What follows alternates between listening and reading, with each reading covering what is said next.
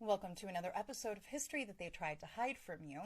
Over the past few weeks, we have discussed how anti-Zionism and anti-Semitism are not the same thing. We have also discussed how Zionism and Judaism are also two vastly different things. And in my ADHD deep dive, I have come across yet another document, this one from the Orthodox Jewish community, discussing these very points in detail. And I would like to read to you just a few of these quotes from this document. As always, I will drop the link to this document in my link tree, and I highly encourage that you go read it in its entirety and form an opinion of your own. This document is entitled The International Conference Review of the Holocaust, The Orthodox Jewish Attitude Towards the Holocaust, and it was written in December of 2006. The first quote states that Zionism and the Holocaust have become very much intertwined over the years, and the Zionists make a great issue of the Holocaust in order to further their illegitimate philosophy and aims. Judaism and Zionism are totally different and diametrically opposed concepts. Judaism is an age-old, godly way of life going back thousands of years, full of moral, ethical, and religious content. Zionism is a comparatively new, little over 100 years old, secular, nationalistic concept, completely devoid of ethics and morals. Although it must be said, sadly, there are a religious group among the Jewish people who have been affected and infected by the Zionist nationalistic philosophy and have bolted Zionism onto Judaism incorrectly and falsely against the teachings of Judaism. Right up to the present day, Jewish people are in a divinely decreed exile in which we are required to be loyal citizens of the countries in which we find ourselves, and we are prohibited under oath from trying to force our way out of exile by the efforts of our own hands. We are also prohibited under oath from trying to form a state of our own in Palestine.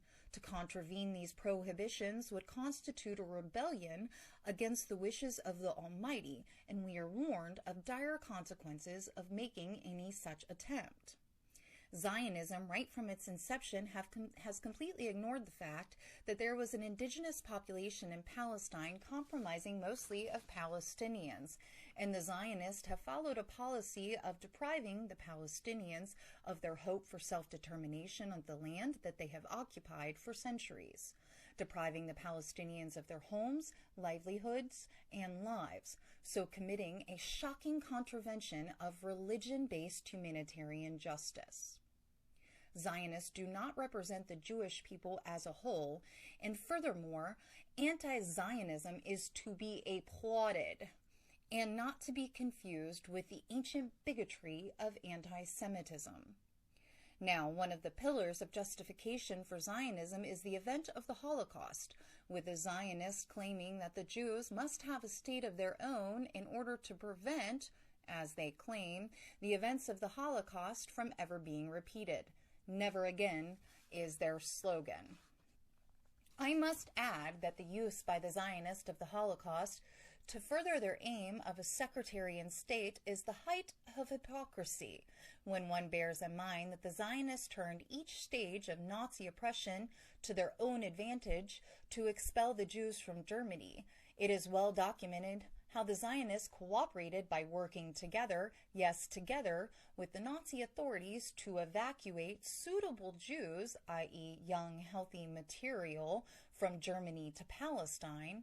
Then, during the war, when the killing was proceeding, it is again well documented how their attitude was one of callousness, not helping when they could, even though they were able to.